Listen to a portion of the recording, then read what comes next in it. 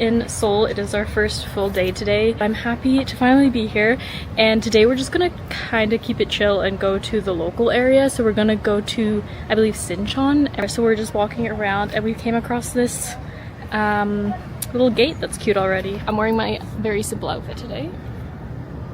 누군가의 첫 번째 한국 여행이 단순한 관광으로 끝나지 않는 경우가 있습니다. 처음 도착한 순간부터 한국이 자신을 어떻게 바꿔놓을지 전혀 예상하지 못한 채 공항을 빠져나왔다가 며칠 뒤에는 완전히 다른 표정을 하게 되는 것이죠. 오늘 소개할 주인공은 바로 그런 사람입니다. 캐나다 출신의 여행 크리에이터로 엄마와 함께 생애 처음으로 아시아 땅을 밟은 그녀. 그녀가 선택한 나라는 한국이었고 그 선택이 얼마나 옳았는지는 서울에 도착한 첫날부터 바로 증명되기 시작했습니다. 처음 아시아에 온 것 자체가 믿기지 않는다며 드디어 여기 왔다는 말을 연신 반복하는 그녀. 시차 적응도 안 된 몸이지만 들뜬 마음은 그 어떤 피로도 이기고 있었습니다. 그녀가 머문 곳은 서울 시내의 조용한 동네였는데요. 걷기 시작한 지 얼마 지나지도 않아 여기도 예쁘고 저기도 예쁘다는 말이 입에서 떠나질 않았습니다. 그렇게 동네를 걷다가 줄이 길게 늘어선 가게 하나를 발견합니다. 바로 소금빵 가게였습니다. 최근 외국인들 사이에서 한국의 소금빵은 단순한 빵이 아닙니다. 유명 소금빵 가게 앞에 길게 늘어선 줄,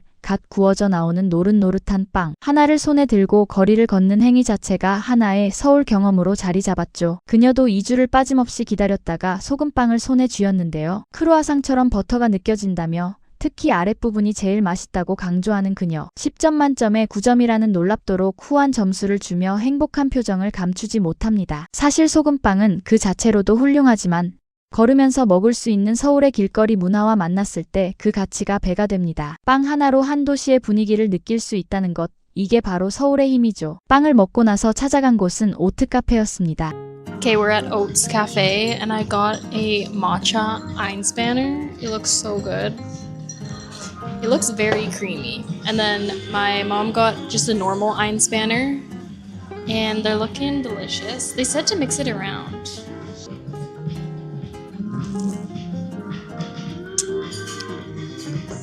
Very creamy. Okay, I'm gonna mix it.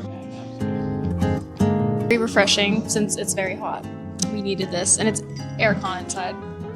말차 아이스 음료를 주문한 그녀는 음료를 한 모금 마시자마자 카메라를 들고 또 감탄을 쏟아냅니다. 너무 더운 날씨에 딱 필요했다며 크리미한 말차 음료에 완전히 빠진 그녀. 카페 안은 에어컨까지 빵빵하게 나온다며 한국 카페가 왜 이렇게 완벽하냐는 표정을 지우지 못합니다. 캐나다만 해도 이 정도 퀄리티의 카페를 길거리에서 이렇게 쉽게 만나기 어렵습니다. 서울은 반경 100m 안에 카페가 3개씩 있고 그 카페 하나하나가 전부 인테리어와 음료 수준이 다릅니다. 외국인들이 서울 카페 투어를 일정에 따로 잡는 이유가 바로 여기에 있는 것이죠. 다음 날은 더욱 특별한 하루가 기다리고 있었습니다. 동생 회사에서 제공하는 무료 버스 투어가 잡혀 있었는데요. 어디로 가는지도 모른 채 아침 8시 반에 버스에 올라탄 모녀. 그 버스가 멈춘 곳은 덕수궁이었습니다. 말을 잇지 못하는 게 오히려 솔직한 반응이었습니다. 넘치는 감탄이나 과장된 표현 없이 그냥 예쁘다고만 반복하는 그녀. 수백 년의 역사가 담긴 돌담과 나무들이 고층 빌딩 사이에 그대로 남아있는 서울의 모습. 그것을 말로 설명하기가 불가능하다는 걸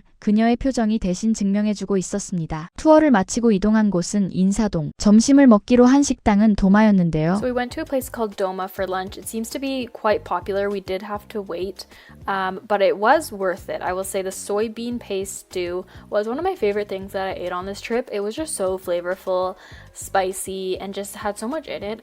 So I could do without the meat altogether, but my mom got the mackerel and she said it was very good. So I'd probably get that if I went back. 꽤 줄을 서서 기다렸지만 그 기다림이 전혀 아깝지 않았다고 합니다. 된장찌개 한 그릇이 그녀의 서울 여행 전체에서 가장 기억에 남는 음식이 되어버린 것입니다. 풍부한 재료와 깊은 국물, 적당한 매콤함. 외국인들이 처음 된장찌개를 마주할 때 낯선 발효 냄새에 주춤하는 경우가 많은데 그녀는 오히려 첫 숟가락부터 완전히 빠져들었다고 하는데요. 이번 여행에서 먹은 것 중 단연 최애가 됐다는 된장찌개. 사실 된장찌개는 한국인들에게도 소울푸드 중 하나입니다. 차갑고 낯선 타지에서 뜨끈한 된장찌개 한 숟가락은 몸뿐 아니라 마음까지 데워줍니다. 외국인들이 한국 음식을 처음 접할 때 불고기나 치킨에서 시작하지만 결국 가장 오래 기억하는 맛은 된장찌개 같은 소박하고 진한 음식이 되는 경우가 많습니다. 그녀도 그랬습니다. 숙소로 돌아와 저녁을 해결한 방법은 배달 주문이었습니다. 주문한 메뉴는 김밥, 소고기, 참치, 야채 3가지 종류를 한꺼번에 시킨 모녀. 뚜껑을 열었을 때 나온 김밥의 양에 두 사람은 동시에 웃음을 터뜨렸다고 하는데요. 어떻게 보면 단순한 저녁 한 끼지만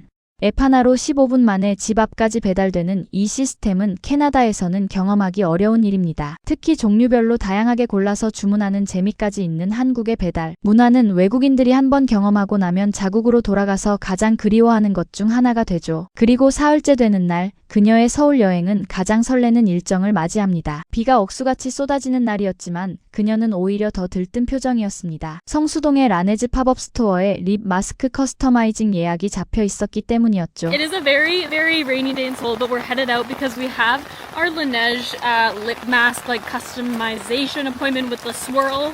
You'll see what I mean.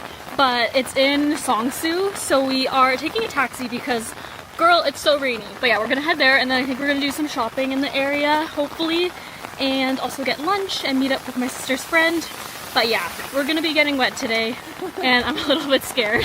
비가 와도 절대 못 취소하는 예약이 있다며 웃으며 걸음을 재촉하는 그녀. 사실 라네즈 팝업은 현재 전 세계 뷰티 팬들 사이에서 한국에 오면 반드시 가야 하는 장소로 꼽힙니다. 내가 직접 향을 고르고 색을 조합해 세상에 단 하나뿐인 립 마스크를 만드는 경험. 이런 수준의 브랜드 팝업이 일상적으로 운영되는 나라는 전 세계에서 한국이 유일합니다. 믿기지 않는다는 표정으로 감탄사를 연속으로 쏟아내는 그녀. 자신이 고른 2가지 향이 기계 안에서 소용돌이치며 하나의 제품으로 완성되는 그 장면에서 완전히 넋을 잃고 말았습니다. 이건 브랜드가 소비자에게 건네는 일종의 예술적 경험이니까요. 팝업을 마친 뒤 그녀가 향한 곳은 성수동 골목이었습니다. 우연히 들어간 서모스 브랜드 팝업에서는 쿠키를 받으며 여러 스테이션을 체험하고 자신의 사진이 벽에 붙는 경험까지 하게 됩니다. 언어 장벽 때문에 정확히 뭘 해야 하는지 몰랐지만 그냥 흘러가는 대로 따라가다 보니 어느새 그 공간 안에 완전히 녹아든 것이었죠. 한국의 팝업 문화는 세계 어디에서도 찾기 어려운 독특한 경험을 제공합니다. 브랜드가 단순히 제품을 파는 것이 아니라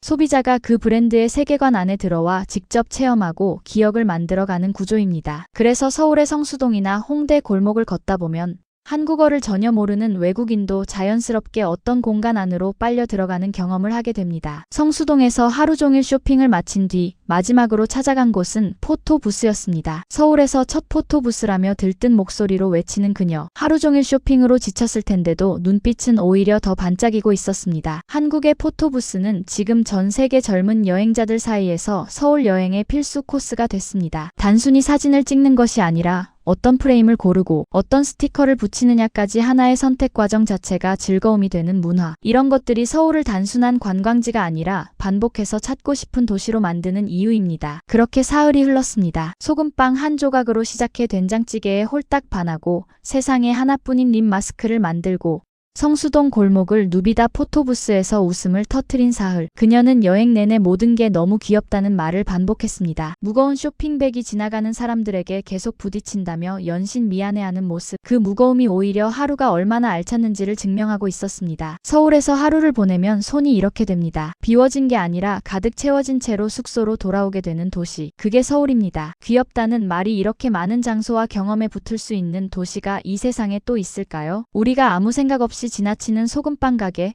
줄 서서 기다리는 편의 음식, 골목골목 들어선 팝업 스토어들, 그 모든 것이 지구 반대편 누군가에게는 평생 기억에 남는 하루가 된다는 사실. 그걸 알게 되면 오늘 우리가 사는 이 도시가 조금 다르게 보이기 시작합니다. 꼬레아우라는 외국인의 시선으로 본 한국을 통해 우리 일상의 소중함을 여러분과 함께 느끼고 나누려 합니다. 가시기 전 구독과 좋아요, 알람 설정으로 꼭 응원해주시고 자유로운 의견을 댓글로 공유해주세요. 더 재미있고 즐거운 영상으로 돌아오겠습니다. 감사합니다.